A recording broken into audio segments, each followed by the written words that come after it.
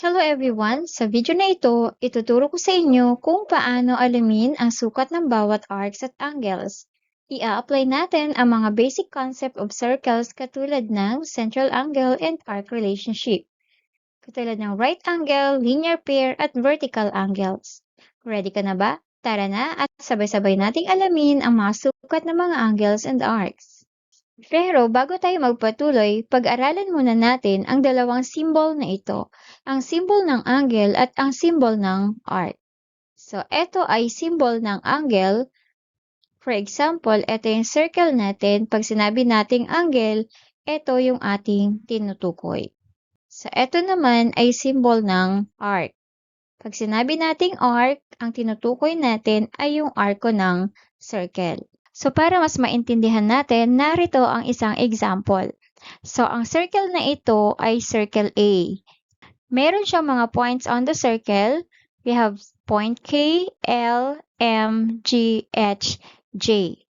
At ang given dito ay given ang angle LAM. So, ito yung angle LAM, which is 42 degrees.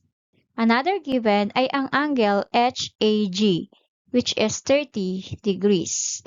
At isa pang given ay ang angle KAH, which is right angle. So, ito yung right angle. So, find the following measure of an angle or an arc. So, aalamin natin isa-isa ang mga sukat ng mga angles and arcs na ito. Bago tayo magpatuloy, isa-isahin muna natin ang mga mahalagang konsepto o mga properties ng arcs at angles na maaari nating i-apply at makakatulong para makuha ang tamang sukat ng mga angles and arcs. Ang una dito ay ang central angle and arc relationship. The measure of a central angle is equal to the measure of its intercepted arc. Sa example na ito, for example, ang angle LAM ay may sukat na 42 degrees. So, ito yung angle na may sukat na 42 degrees. So, ito ang central angle. Ang intercepted arc nito ay ang arc LM. So, ibig sabihin, kung ang measure ng central angle natin ay 42 degrees, ang arc nito or ang intercepted arc nito ay 42 degrees din ang sukat. Number 2 is vertical angles. Vertical angles are congruent. When two lines intersect, the opposite or vertical angles are equal. So, ibig sabihin, kapag ang two lines ay nag-intersect, for example, ang line GM at ang line HL ay nag-intersect sa point A.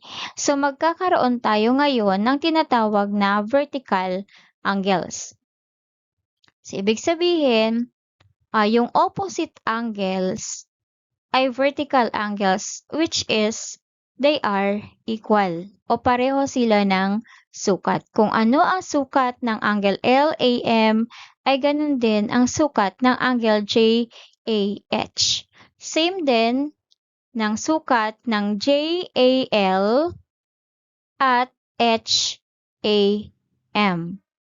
Example natin, again, ang angle LAM ay may sukat na 42 degrees.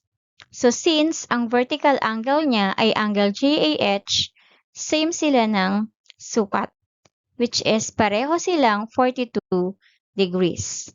Linear pair. Two adjacent angles that form a straight line are linear pair and their measures add up to 180 degrees. Ibig sabihin, two adjacent angles, dalawang magkatabing angles na nag-form ng straight line ay tinatawag na linear pair at ang measure nila pag pinagsama ay 180 degrees.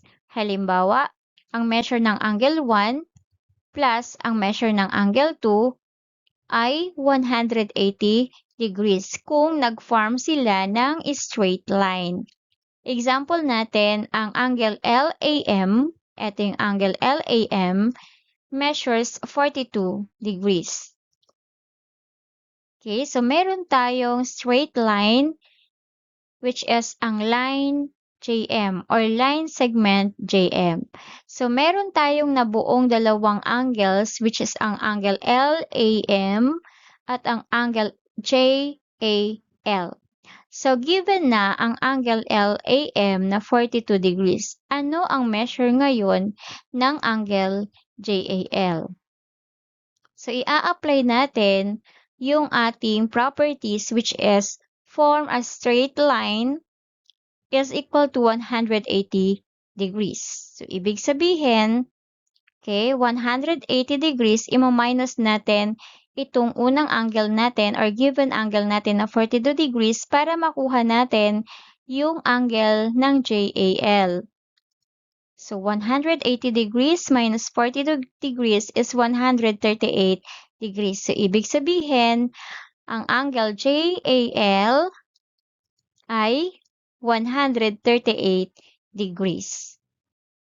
Okay, again, two adjacent angles that form a straight line. So again, ito yung straight line natin na line JM at meron tayong dalawang magkatabing angle na na-form which is, pag straight line daw, it is 180 degrees. Kaya, minus na lang natin yung given angle na 42 at ang result ay 138. So, kung pinag-add natin yung 42 degrees plus 138 degrees, it is equal to 180 degrees. Number 5 is right angle property. A right angle measures 90 degrees. So, for example, if angle KAH is a right angle, then the measure of KAH is 90 degrees. Now, in this example, ang given natin dito ay ang angle JAH. Okay, which is 42 degrees. Kung ang angle JAH natin ay 42 degrees, then ano ang angle JAK? So dahil nag-form sila ng right angle, it measures 90 degrees. So ibig sabihin, isusubtract na lang natin ang 90 degrees sa 42 degrees. And the answer is 48 degrees. So ibig sabihin, ang angle JAK natin equals 48 degrees. Ngayon naman, subukan nating i-apply ang ating mga natutunan. Subukan nating buuin ang mga sukat ng mga angles ng circle na ito. Ang given natin dito sa circle na ito ay ang angle LAM which is 42 degrees at angle HAG which is 30 degrees. So unahin nating i-apply ang vertical angles. So ang angle LAM at angle JAH ay vertical angles. So ibig sabihin, kung ang sukat ng angle LAM ay 42 degrees, ang sukat ng angle JAH ay 42 degrees since sila ay vertical angles. Next, ang isusunod natin dito ay ang concept ng right angle. So, ang angle KAH ay 90 degrees. So, nahati ito sa dalawang angle. So, ang unang part nito ay 42 degrees.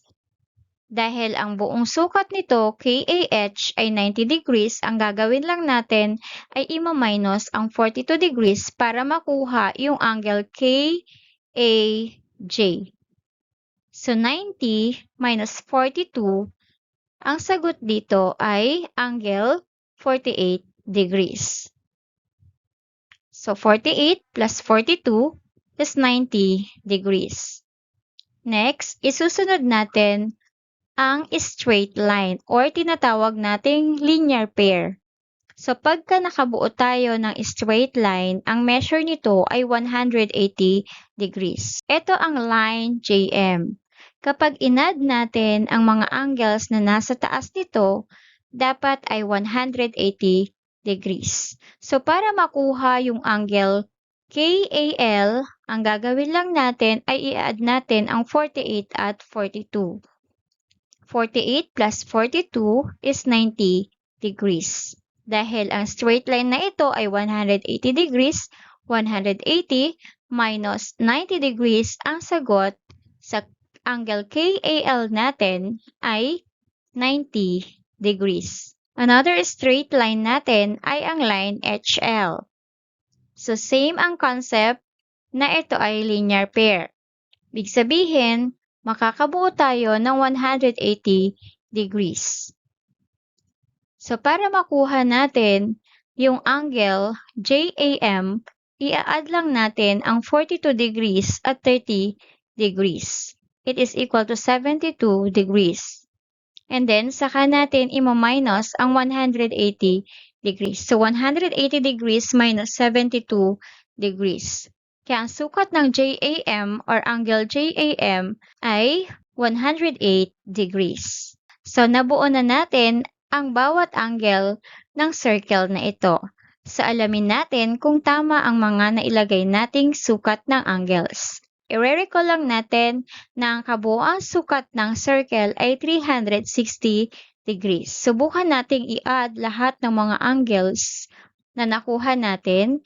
Dapat ang result ay 360 degrees. So we have 90 degrees plus 48 plus 42 plus 42 plus 30 plus 108. Ang total nito ay 360. Ibig sabihin, tama yung mga angles na nakuha natin sa circle na ito. Ngayon, malalaman na natin kung ano ang mga sukat ng mga angles na ito. Number 1, ang measure ng angle LAK ay 90 degrees. Ang measure ng angle JAK ay 48 degrees. Ang measure ng angle LAJ ay pagsasamahin natin ang angle 48 degrees at 90 degrees. So, ang result ay 138 degrees. Next, ang JAH, ang measure nito ay 42 degrees. Ang angle KAM, okay, since meron siyang dalawang angles, i-add lang natin yung dalawa. So, meron tayong 42 degrees plus 90 degrees equals 132 degrees. Ngayon naman ay ang measure ng arc.